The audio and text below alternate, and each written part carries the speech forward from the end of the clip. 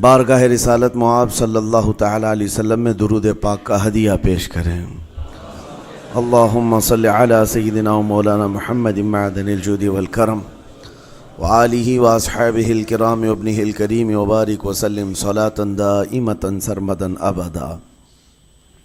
عزیزان گرامی وقار، انسان کو اللہ تبارک و تعالیٰ نے جو خصوصیات عطا کی ہیں اس میں خاص طور پر زبان اور بیان کی خصوصیت بہت اہم ہے۔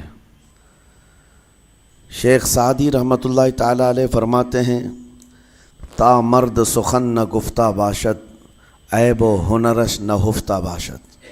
جب تک آدمی بات نہیں کرتا اس کی اچھائی بھی چھپی رہتی ہے، برائی بھی چھپی رہتی ہے۔ انسان اپنے کلام سے، اپنی بات سے سمجھ میں آ جاتا ہے کہ کس کیٹیگری کا ہے، کس لیول کا ہے۔ اس کی گفتگو کے آداب اس کی حقیقت بتاتے ہیں، بلکہ یہاں تک کہ اس کے نسب کا بھی پتہ لگا لیا جاتا ہے اور اس کی تربیت کا بھی اندازہ ہو جاتا ہے۔ حضرت لقمان حکیم سے پوچھا گیا نیکی کس کا نام ہے، تو آپ نے فرمایا دو چیزیں اور بہت چھوٹی ہیں۔ نیکی دو چیزیں ہیں جو بہت چھوٹی ہیں۔ کہا کیا ہے؟ کہا کہ ملاقات میں لوگ اپنے بھائیوں سے مسکرانا اور نرم گفتگو کرنا۔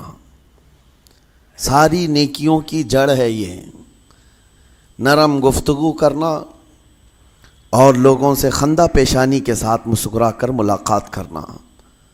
لیکن میرے عزیزو، یہ دو چیزیں بناوٹی تو بہت سارے لوگوں کے ساتھ آ سکتی ہیں، اخلاق تصنع جس کو کہتے ہیں، تکلف کے ساتھ بہت سارے لوگوں کے ساتھ آ سکتی ہیں، لیکن حقیقت میں جس انسان کی طبیعت میں یہ دو چیزیں ہونی چاہیے وہ کب سمجھ میں آتی ہیں؟ اس وقت جو مولا علی کرم اللہ وجہہ الکریم نے فرمایا کسی انسان کو اس کی حقیقت دیکھنا ہو تو غصے کے عالم میں اسے دیکھو۔ وہ اپنے آپے سے باہر ہوتا ہے یا اپنے مزاج کے خلاف کس طرح بات کو سن کر کے تحمل رکھتا ہے۔ سب سے بڑا پہلوان وہ ہے جس نے اپنے غصے کو کنٹرول کیا اور اپنی زبان پر قابو پا لیا، ورنہ یہ وہ لمحہ ہے جب انسان پھٹ پڑتا ہے، جو دل کے اندر ہے سب کہہ جاتا ہے۔ آپ کو میں بتاؤں، نبی کریم صلی اللہ تعالیٰ علیہ وسلم کے عظیم اخلاق کریمہ، بخاری شریف کی حدیث ہے، حضور مسجد نبوی میں تشریف فرما ہے۔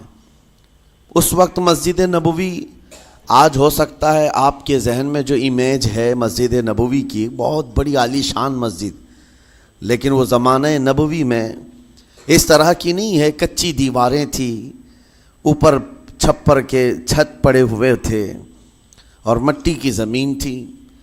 یہ مسجد نبوی کی شکل اس زمانے میں حضور اکرم صلی اللہ تعالیٰ علیہ وسلم اپنے صحابہ کے ساتھ بیٹھے ہیں۔ ایک دیہات کا رہنے والا شخص آیا۔ ایک بات یاد رکھیں کہ دیہات میں، گاؤں میں رہنے والوں کے اخلاق اور تمیز میں بڑا فرق ہوتا ہے، ان کے ہاں آداب کی کمی ہوتی ہے۔ وہ شخص آیا اور مسجد نبوی میں آ کر حضور صلی اللہ علیہ وسلم سے کچھ بات چیت کیا اور تھوڑی دیر کے بعد مسجد میں ہی کھڑے ہو کر پیشاب کرنا شروع کیا۔ بخاری شریف میں یہ حدیث موجود ہے۔ جب مسجد نبوی میں کھڑے ہو کر پیشاب کرے تو صحابہ اکرام سب دیکھ کر کے دوڑانے لگ گئے، خذوہ خذوہ، پکڑو اس کو، پکڑو اس کو، اور صحابہ دوڑاتے تھے، وہ پیشاب کرتے ہوئے بھاگتا تھا پوری مسجد میں۔ نبی پاک صلی اللہ تعالیٰ علیہ وسلم نے فرمایا دعوہ، چھوڑ دو اس کو، کر لینے دو، پیشاب کر رہا ہے مسجد میں، چھوڑ دو اس کو۔ جب وہ صحابہ اکرام حضور کا حکم سنتے ہیں سب پیچھے ہٹ گئے۔ تھوڑی دیر کے بعد نبی کریم صلی اللہ تعالیٰ علیہ وسلم نے صحابہ سے فرمایا پانی کے ڈول بھر کر کے لائے جائیں۔ صحابہ سے ہی منگوایا، پانی کے ڈول بھر کر کے لائے گئے اور مسجد نبوی کے میدان میں فرش پر بہایا گیا اور صاف کیا گیا۔ اب وہ شخص نہایت ہی ڈرا سہما کھڑا تھا، میرے ساتھ کیا ہوگا پتہ نہیں، میں نے پیشاب کیا، اب مجھے یہ لوگ قتل کر ڈالیں۔ نبی کریم صلی اللہ تعالیٰ علیہ وسلم نے قریب بلایا اور فرمایا، نہایت نرم گفتگو کے ساتھ حضور فرماتے ہیں یہ اللہ کا گھر ہے، یہاں پیشاب نہیں پیشانیاں رکھی جاتی ہیں. بس یہ جملہ ہے، بخاری شریف میں موجود ہے. یہاں عبادت کی جاتی ہے. اتنا کہہ کر رخصت ہو گئے، رخصت کر دیا. وہ دیہات سے آیا ہوا جو نوجوان تھا یا شخص تھا، باہر نکلتے ہی وہ کلمہ طیبہ پڑھ کر حضور کی غلامی میں شامل ہوا. میں نے وہ بلند عالی اخلاق نہیں دیکھے. نبی کریم صلی اللہ علیہ وسلم کے بارے میں قرآن کہتا ہے فَبِمَا رَحْمَةٍ مِّنَ اللَّهِ لِنْتَ لَهُمْ. اللہ کی رحمت سے آپ لوگوں کے لیے نرم ہیں، اس لیے لوگ آپ کے ارد گرد لگے ہوئے رہتے ہیں. وَلَوْ كُنْتَ فَضًّا غَلِيظَ الْقَلْبِ لَانْفَضُّوا مِنْ حَوْلِكَ. اے رسول اگر آپ سخت دل ہو جائیں تو پھر یہ سب چھٹ جائیں گے، آپ سے دور ہو جائیں گے. اس رسول کے لیے جب کہا گیا ہے کہ اگر آپ سخت ہو جائیں تو لوگ چھوڑ کر کے دور ہو جائیں گے، تو ہمارے اور آپ کے لیے کس قدر لہجے کی پابندی ضروری ہے. ہاں عزیزان گرام وقار، اپنی گفتگو، اپنے کلام، اپنی بات چیت سے آپ اپنے سلیقے بتاتے ہیں. گالی گلوچ کرتے ہوئے جن کی صبح شامیں ہوتی ہیں ان کو دیکھ کر کے ہی پہچان میں آ جاتا ہے کس گھر سے یہ تعلق رکھتا ہے، کہاں ان کی تربیت ہوئی ہے، کس طرح ان کے آداب سکھائے گئے. اسی لیے میرے عزیزو، بچوں کو آوارہ بھی نہ چھوڑ دینا کہ وہ اپنی زبان گلی کوچوں سے سیکھ کر کے جائیں. کل کو ہوگا یہ کہ اس کی زبان کی وجہ سے لوگ تمہیں تان و تشنیع کریں گے، اس کا باپ ایسا ہوگا اس لیے بچہ ایسا ہے، اس کی ماں اس طرح ہوگی اس لیے اس کی گفتگو ایسی ہے. کیونکہ موسٹلی زیادہ طور پر بچے اپنے ماں باپ کے اخلاق کو نقل کرتے ہیں، ٹرانسفر ہوتی چلی جاتی ہیں. ایک بار حضور اکرم صلی اللہ تعالی علیہ وسلم مسجد نبوی سے باہر نکل کر جا رہے ہیں. توجہ میرے عزیز ہو، اخلاق کہاں دکھانے چاہیے اور ہماری بات چیت کے انداز ہمیں کہاں ہونا چاہیے میں آپ کو بتاؤں. حضور تشریف لے کر جا رہے ہیں، صحابہ اکرام کھڑے تھے حضور کے اطراف. مدینہ طیبہ کی ایک بوڑھی خاتون جس کا ذہنی توازن کھویا ہوا ہے، یعنی وہ دماغی طور پر ڈسیبل ہے، اور وہ آئی جا رہی تھی. لوگ جب بھی اس کو دیکھتے راستہ کاٹ لیتے، وہ جس کو بھی پکڑتی تھی سنانا شروع کرتی تھی، جو منہ میں آئے بکنے لگ جائے، اور لوگوں کو تنگی محسوس ہونے لگتی. صحابہ نے دیکھا کہ یہ عورت آ رہی ہے، حضور کی طرف آ رہی ہے. سب نے حضور صلی اللہ علیہ وسلم کو گھیر لیا، اس کا راستہ روکنے کے لیے. اب آئے گی اور نبی کریم صلی اللہ علیہ وسلم کے پاس اگر زبان درازی کرنے لگ جائے، پاگل عورت ہے، اور بک بک کرنے لگ جائے، حضور پاک صلی اللہ علیہ وسلم کے ادب میں کہیں کمی نہ آ جائے. صحابہ کا یہ ہمیشہ اہتمام رہتا. حضور اکرم صلی اللہ علیہ وسلم نے دیکھا تو صحابہ سے کہا ہٹ جاؤ، اس کو آنے دو، ہٹ جاؤ، اس کا راستہ چھوڑ دو. صحابہ نے کہا یا رسول اللہ صلی اللہ علیہ وسلم، اس کا ذہنی توازن ٹھیک نہیں ہے، دماغی طور پر وہ عورت ٹھیک نہیں ہے. وہ آئے گی اور لمبی باتیں کرتی ہے، لا یعنی باتیں کرتی ہے، کہیں آپ کی شان پاک میں کوئی گستاخی نہ ہو جائے. صحابہ روک رہے تھے. حضور پاک صلی اللہ علیہ وسلم نے سختی سے فرمایا، ارشاد فرمایا ہٹ جاؤ، اس کا راستہ چھوڑ دو. مجھے پتا ہے پورے مدینے میں اس کی کوئی نہیں سنتا، میں بھی نہ سنوں تو کس کو سنائے گی؟ اگر میں بھی نہ سنوں تو وہ کس کو سنائے گی؟ یہ میرے مصطفیٰ کریم صلی اللہ تعالیٰ علیہ وسلم کے دربار عالی جاہ کی وہ بلند اخلاق کریمانہ کی ایک مثال ہے، جس کو خود میرے آقا نے فرمایا بعثت لأتمم مکارم الاخلاق. عزیزان گرام وقار، لوگوں کے آج حالات ایسے ہیں کہ اچھے لوگوں کے ساتھ اخلاق الگ دکھائے جاتے ہیں، چھوٹے لوگوں کے ساتھ اخلاق الگ دکھائے جاتے ہیں. سٹیٹس کا آدمی ہو تو اس کے ساتھ ملنے کے طریقے الگ ہیں، اور غریب کوئی آ جائے، فقیر کوئی آ جائے تو اس سے ملنے کا انداز الگ ہو جائے. یہ نہ ہو، یہ ہم سب کے لیے نصیحت ہے. اسی ممبئی کی سرزمین پر میں آپ کو بتاؤں، ایک ماہم شریف میں بزرگ حاجی صاحب ہوا کرتے تھے، آج سے تقریباً 10-12 سال پہلے کی. وہ کئی لوگوں سے ایک سوال کرتے تھے پکڑ پکڑ کر کے کہ میرا ایک سوال ہے، آپ جواب دیں گے، میرا ایک سوال ہے. کئی علماء سے انہوں نے پوچھا، مجھ سے بھی انہوں نے، جب میں نیا تھا مصر سے پڑھ کر کے آیا تھا، میرے پاس آ کر کہا کافی سالوں سے میرے ذہن میں ایک سوال ہوتا ہے، میں آپ سے بھی پوچھنا چاہتا ہوں۔ کہا بتائیے کیا ہے؟ کہا میں حضور سرکار مجاہد ملت رحمۃ اللہ علیہ کا مرید ہوں۔ علامہ حبیب الرحمن مجاہد ملت، رئیس اعظم اڑیسہ، جن کے خدمات جلیلہ آج ہو سکتا ہے نئی جنریشن کو نہ معلوم ہو، ان کا لقب ہے مجاہد ملت، جنہوں نے سنیت کی بقا کے لیے اپنا تن من دھن سب قربان کیا تھا۔ وہ مجاہد ملت عظیم بزرگ ولی کامل ہے۔ یہ حاجی صاحب کہتے ہیں کہ میں ایک نارمل آدمی تھا، کڑیا تھا، یعنی گھر بنانے کا کام کرتا تھا۔ جب وہ ممبئی تشریف لاتے تو دوڑ کر کے ہر جگہ سے لوگ ملنے آتے، میں بھی گیا تھا، اور اس وقت میں جوان تھا۔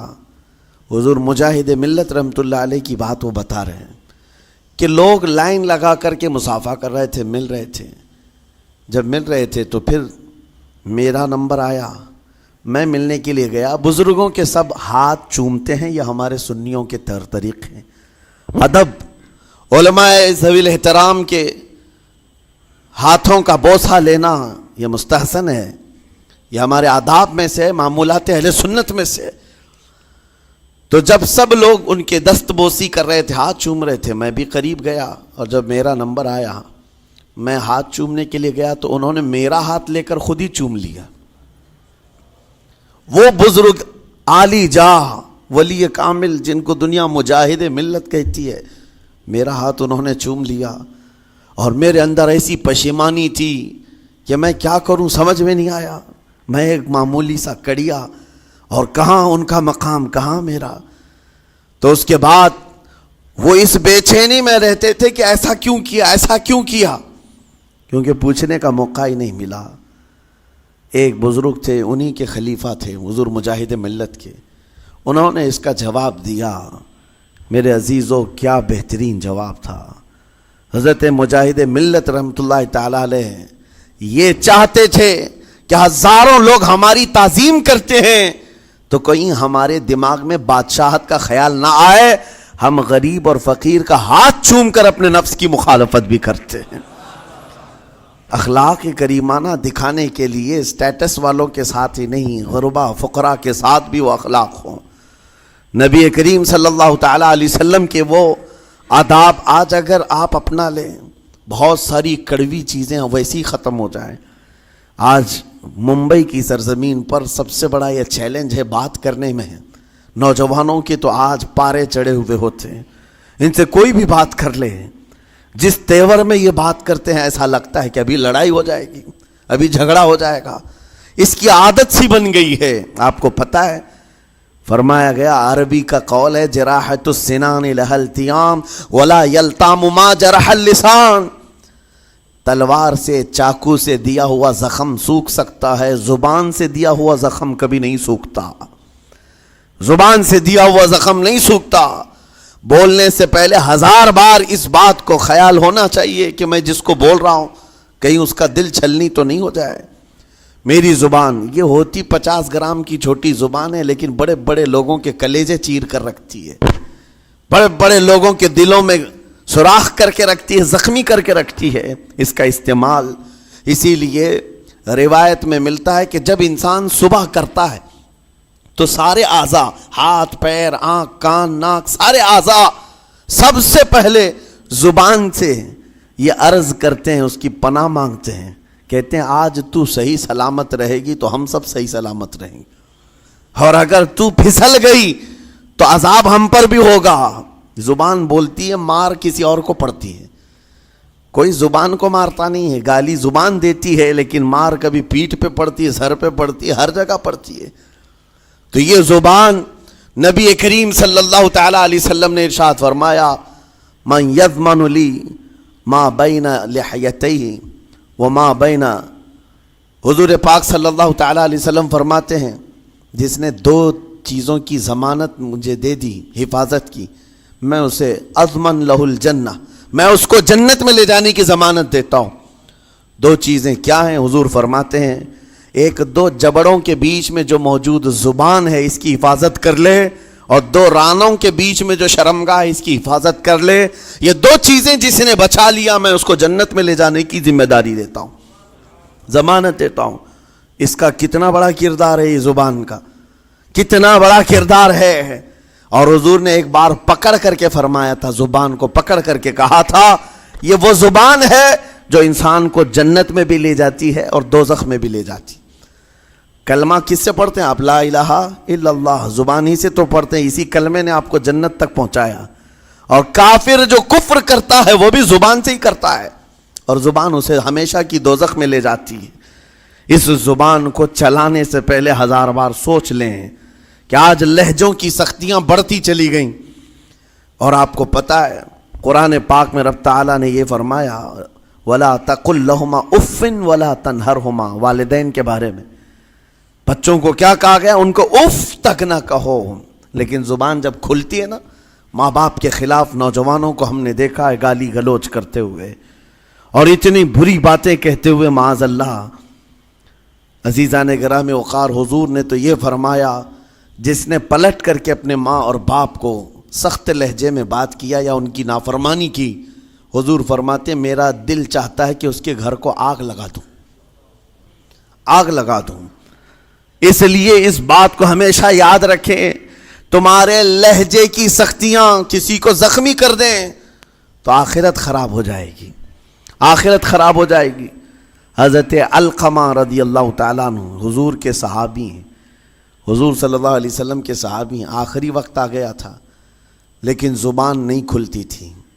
ان حضور پاک صلی اللہ علیہ وسلم کے پاس سفارش لائی گئی کہ آپ کے وہ ساتھی ہیں انتقال کر رہے ہیں لیکن زبان پر کلمہ بھی نہیں آتا. حضور تشریف لائے, دیکھا, پوچھا گھر میں ان کے کون کون ہے؟ کہا بیوی ہے اور ماں ہے. ماں کو بلایا اور کہا علقمہ کے بارے میں کیا کہتی ہو, کیسا تھا؟ کہا بہت اچھا, پرہیزگار, عبادت گزار, ساری نیکوکاریاں اس کے اندر ہیں. تو پھر حضور نے پوچھا اچھا یہ بہت نیک تھا, تم بھی اس سے راضی ہو کہ نہیں ہو؟ ماں نے کہا میں نہیں راضی ہوں, میں راضی نہیں ہوں. کہا کیوں, وجہ کیا ہے؟ کہا یا رسول اللہ میرا اکلوتا بیٹا, میرا تنہا بیٹا تھا, بڑی محبتوں کے ساتھ اس کو پالا تھا, اور جب میں نے اس کی شادی کی اپنی بیوی کو لایا, اور جب بیوی گھر پر آ گئی تو میری بات کو ہلکے میں لیتا, اپنی بیوی کی بات کو فوقیت دیتا, ترجیح دیتا. اور اس وقت غالباً یہ باتیں تھی کہ زبان سے کوئی کلمہ ان کے نکلا ہوگا جو بیوی کی حمایت میں تھی, ماں کو تکلیف پہنچ گئی. کہا میرا دل گوارا نہیں کرتا, میں اس سے راضی نہیں ہوں. باقی وہ بہت نیک بندہ ہے, بہت اچھا ہے. حضور نے فرمایا دیکھو زندگی کے آخری پڑاؤ پر آ چکا ہے, روح نکلنے کو ہے, معاف کر دو. وہ بھی صحابیہ تھی, انہوں نے کہا آقا آپ کا حکم ہے یا مشورہ ہے؟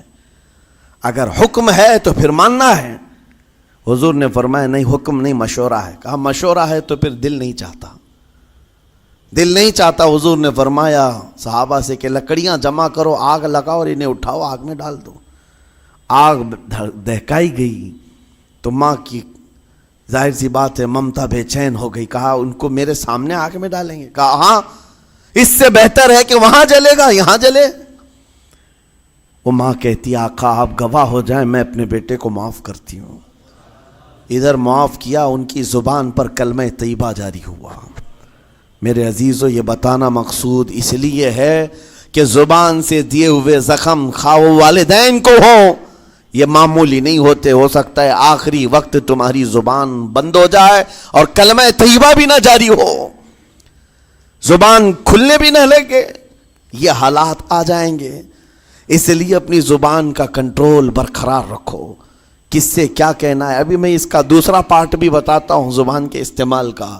یہ نرمی لہجے کے اندر ہونا بہت ضروری ہے, لیکن کچھ جگہوں پر سختی کی اجازت ہے, لیکن وہ مقامات الگ ہیں.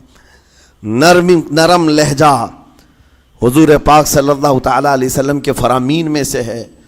ایک بات بڑی بغداد مقدسہ میں نے ایک ولی پاک کی زیارت کی, ان کے آستانے پر بھی میں ابھی بیان کیا تھا. حضرت بہلول دانا مجذوب بزرگ تھے اور بغداد کی گلیوں میں کہیں پر بھی بیٹھ جاتے تھے، اور جو جانکار تھے وہ سمجھتے تھے اللہ والا بندہ ہے۔ مجذوب کس کو کہتے ہیں؟ جس کی یاد الہی میں عقل فنا ہو گئی، ختم ہو گئی، اللہ کے ذکر میں اور اللہ کی یاد میں اپنے آپ کو فنا کر دیا ہے، اس کے اوپر شریعت کا قلم نہیں۔ ظاہر سی بات ہے شریعت کے سارے احکام اس پر ہیں جس کی عقل سلامت ہے، عاقل ہو بالغ ہو تو نماز فرض ہے نا، عقل ہی نہیں ہے تو وہ مجذوب ان اولیاء کو کہتے ہیں۔ لیکن ان کے بارے میں حدیث میں ہے، اللہ کے نبی نے فرمایا وہ ایسے بندے ہیں کہ اگر اللہ کو قسم دے دیں کسی بات کی، اللہ ان کی قسم پوری کرتا ہے۔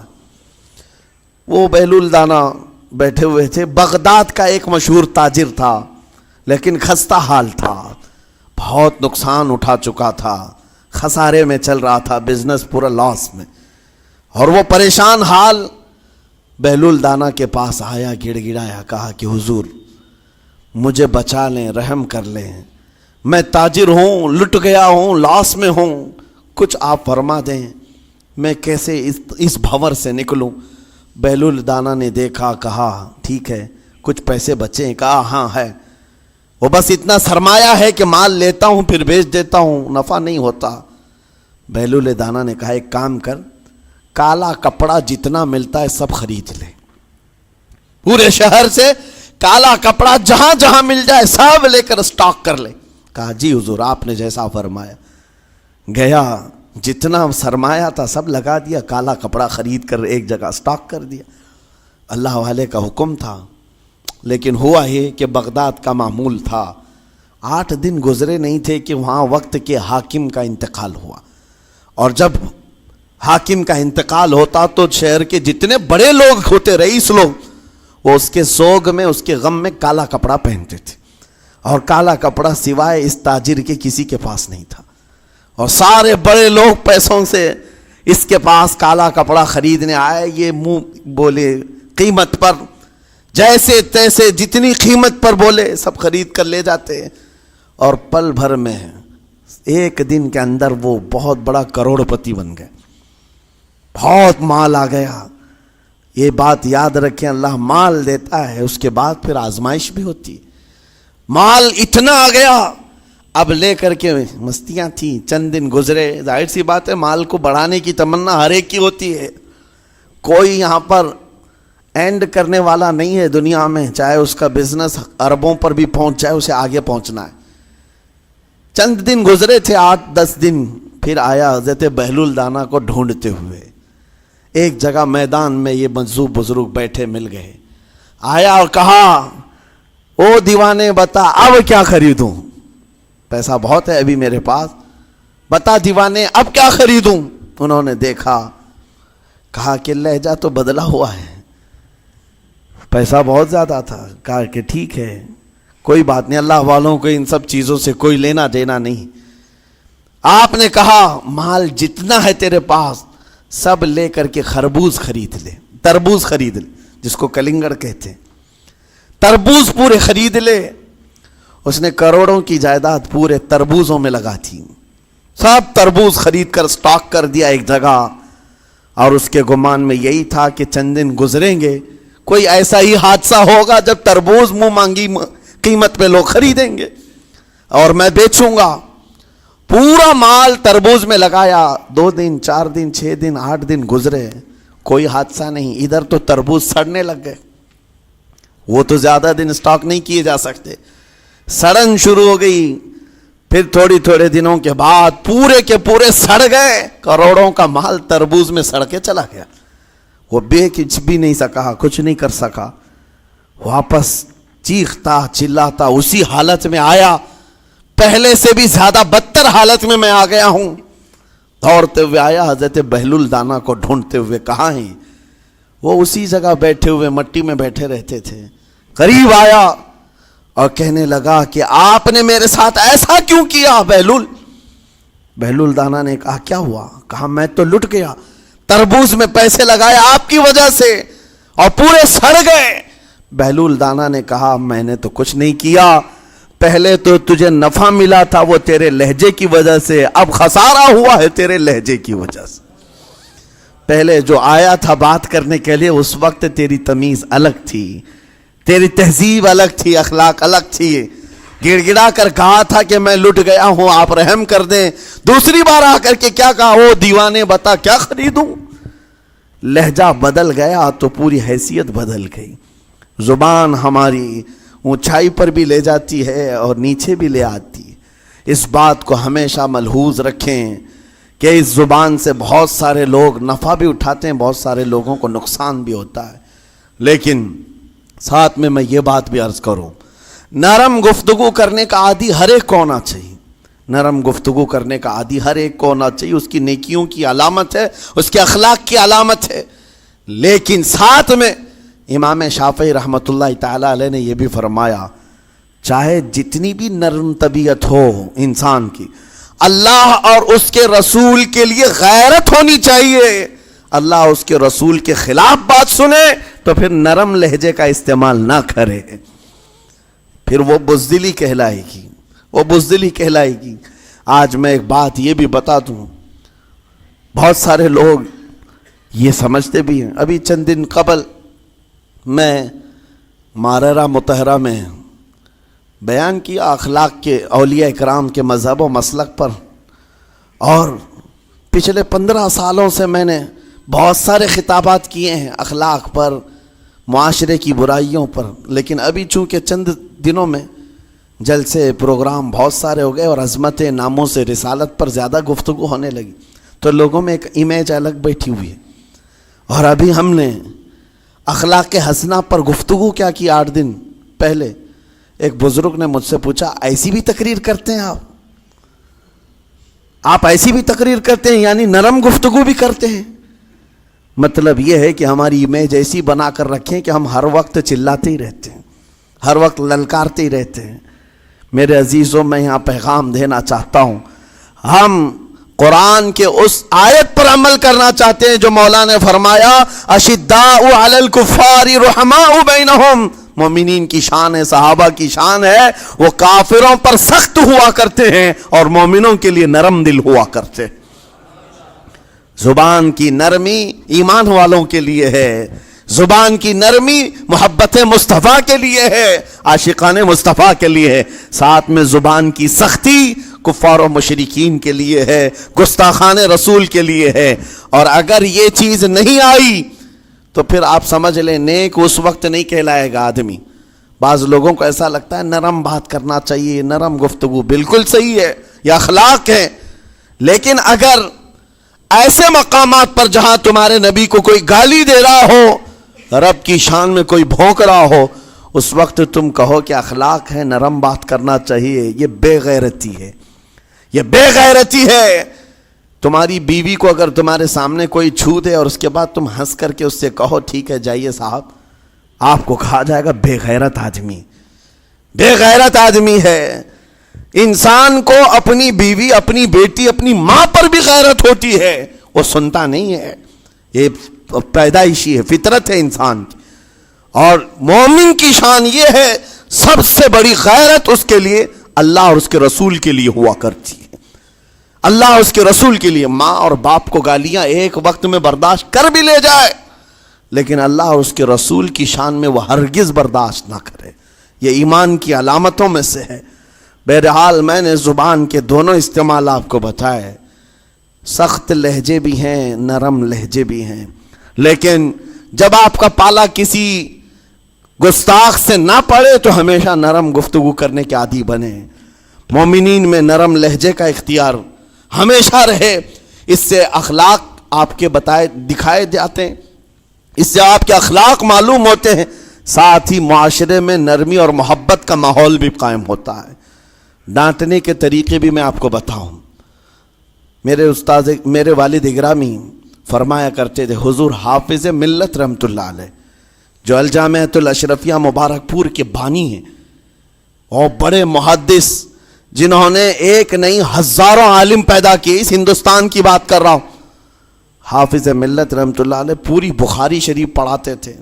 تقریباً 40 سال تک انہوں نے پڑھایا بخاری شریف. میرے والد ان کے شاگرد ہیں.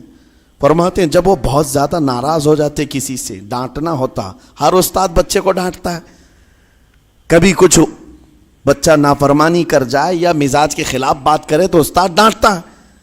تو حافظ ملت رحمۃ اللہ علیہ اگر کسی شاگرد کو ڈانٹتے بھی غصے میں تو کہتے ہیں اے جنتی کیا کر رہا ہے. کہتے ہیں اگر یہ جملہ قبول بھی ہو جائے تو بچہ جنتی ہو جائے. لہجے کی یہ استعمالات اولیاء سے سیکھو میرے عزیزو. غصے پر کنٹرول اس وقت تمہارے اخلاق معلوم ہوتے ہیں جب تمہارا غصہ عروج پر ہوتا ہے. اس وقت تمہاری حقیقت لوگوں کے سامنے آتی ہے.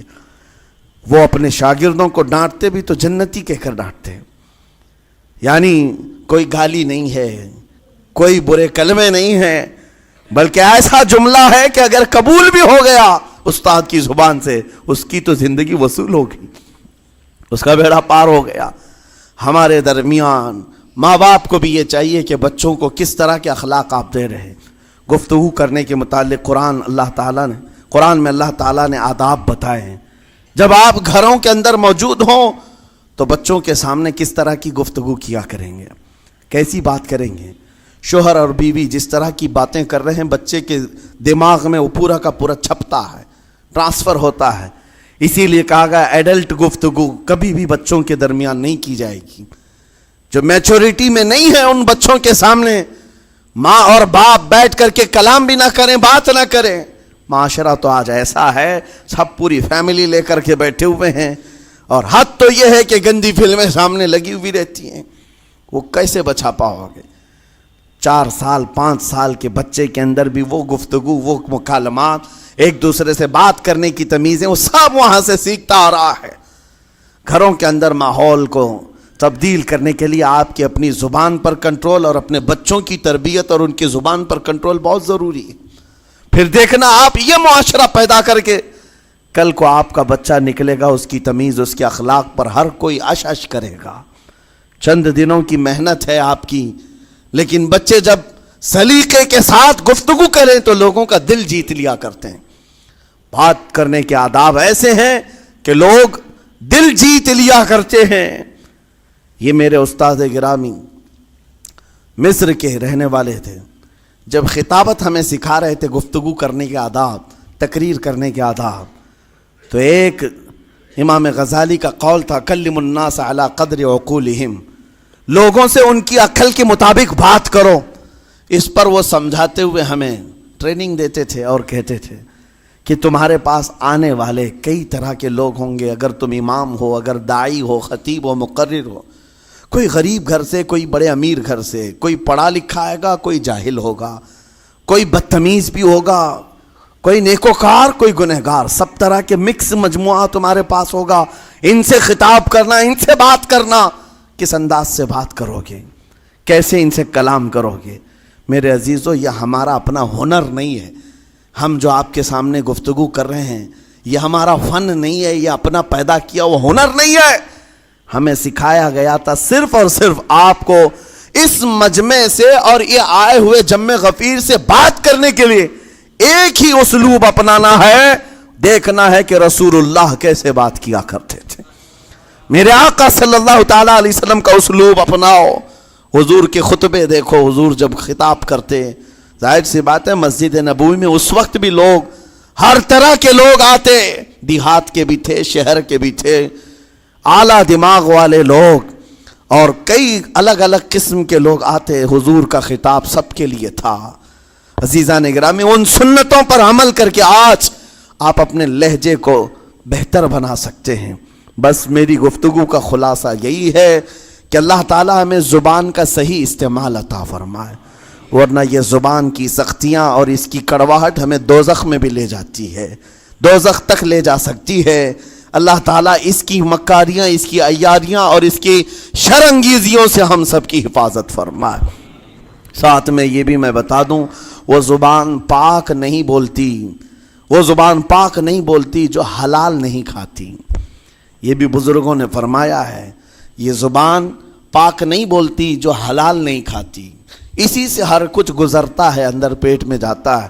حلال لقمے اس سے گزارو تو زبان پاک بولے, اللہ کا ذکر کرے اور تمہیں زبان میں وہ لذت آنے لگ جائے. لیکن اس سے حرام لقمے گزارتے رہو گے, اس کے لہجے کی سختیاں بھی آ جائیں گی, اس کے اندر کڑواہٹ بھی آ جائے گی, گالی گلوچ, یہ سارے استعمالات یہ زبان کرنے لگ جائے گی. کیوں؟ اس سے حرام لقمے جو گزارے جا رہے ہیں. اس چیز کا بھی خیال ضروری ہے. زبان کو جس طرح کا پیٹرول دو گے ویسی چلے گی یہ گاڑی. جس طرح کا ڈیزل اس کے اندر ڈالتے ہو, حرام یا حلال, یہ بہت معنی رکھتا ہے. اور ایک بات یہ بھی سن کر کے چلے ہیں کہ حضرت سلیمان علیہ السلام کے زمانے میں ایک مناظرہ ہوا تھا علماء کا. بعض لوگوں نے کہا کہ انسان کی ایک جماعت تھی, انسان کی زبان افضل ہے, منہ افضل ہے, اس لیے کہ وہ اللہ کا ذکر کرتی ہے. بعض نے کہا کہ نہیں, انسان کے پیچھے کا مقام اچھا ہے, اس سے بہتر ہے. یہ دونوں کی تکرار میں حضرت سلیمان علیہ السلام کے پاس بات آئی, آپ بتائیں. تو ان سے پوچھا تم اتنی بڑی بات کیوں کہہ رہے ہو؟ اس کے پیچھے کا مقام اچھا ہے. کہا کہ اس لیے کہ وہ صرف نجاست نکالتا ہے, وہ صرف نجاست نکالتا ہے, وہ مقام غلاظت باہر کرتا ہے, غلاظت اندر لیتا نہیں. زبان غلاظت اندر بھی لیتی ہے, حرام کھاتی بھی, لوگوں کو زخمی بھی کرتی ہے. ان علماء کی دلیل تھی. تب آپ نے فرمایا بات ٹھیک ہے, جس انسان کا زبان پر کنٹرول نہیں, حرام کھاتا ہو اور بد کلامی کرتا ہو, گالی گلوچ ساری چیزیں کرتا ہو, آپ نے فرمایا اس سے بہتر اس کا پیچھے کا مقام ہے. اور جو انسان کنٹرول رکھتا ہے, حلال کھاتا ہے اور لہجے کی نرمی رکھتا ہے, ظاہر سی بات ہے اس کا منہ ہی افضل ہے, اس کی زبان افضل ہے. اب یہ تو فیصلہ سب کا ہے, کس کو کیا چیز اختیار کرنی ہے. عزیزان گرامی اوقات, یہ بہت بڑی بات ہے جو میں آپ کے سامنے کہہ رہا ہوں. زبان کو اگر کسی دوسری جگہ سے کمپیئر کیا جائے تو لگتا ہوگا نرم, یہ بالکل اچنبے والی بات ہے, عجوبے والی بات ہے, یہ کون سا کمپیریزن ہے. وجہ یہی ہے, بعض لوگوں کو ہم نے اتنا گندا بولتے ہوئے دیکھا ہے, اس سے بہتر ہے کہ وہ نہ بولیں. لوگوں کو زخمی کرتے ہیں, کسی کے مقدسات پر حملے کرتے ہیں. اللہ تعالیٰ ان کے زبان کی شرارتوں سے ہماری حفاظت فرمائے. اور کریم خدا ارحم الراحمین مولا اس چیز سے بھی ہمیں حفاظت فرمائے. قیامت کے دن کچھ لوگ صرف اس لیے پکڑے جائیں گے کہ وہ کچھ نہیں بولتے تھے, لیکن وہ جن کے ساتھ رہتے تھے وہ بولتے تھے, وہ لوگ بولتے تھے, اور ان کی وجہ سے یہ خاموش رہنے والا جو ساتھ میں تھا اسے بھی جہنم میں لے جایا جائے گا. اور وہ اس دن کہے گا پکار کر, یا ویلتا لیتنی لم اتخذ فلانا خلیلا, اے کاش میں فلاں کی دوستی نہیں کیا ہوتا تو اچھا ہوتا, آج میں بچ گیا ہوتا. اپنے ماحول کو بچاؤ, جہاں زبان کی خرابی دیکھو اپنے آپ کو بھی بچاؤ اور اس ماحول سے بھی اپنے کو دور رکھو. اللہ کی بارگاہ میں دعا ہے مولا تعالیٰ اس زبان کو خالص اپنے ذکر میں لگائے اور اپنے حبیب پاک کے ذکر میں لگائے. مولا تعالیٰ ہم کو زبان کی بد کلامیوں سے محفوظ و مامون فرمائے. وآخر دعوانا ان الحمدللہ رب العالمین. السلام علیکم. کھڑے ہو جائیں, صفوں کو اچھی طرح درست کریں, پھر سنتیں پڑھیں. اوپر والے حضرات بھی کھڑے ہو جائیں, صفوں کو اچھی طرح درست کریں برائے کرم. اور جن حضرات کو جگہ نہ ملے برائے کرم دوسری جماعت کا انتظار کریں. جن حضرات کو جگہ نہ ملے برائے کرم دوسری جماعت کا انتظار کریں. کھڑے ہو جائیں بھائی سب لوگ.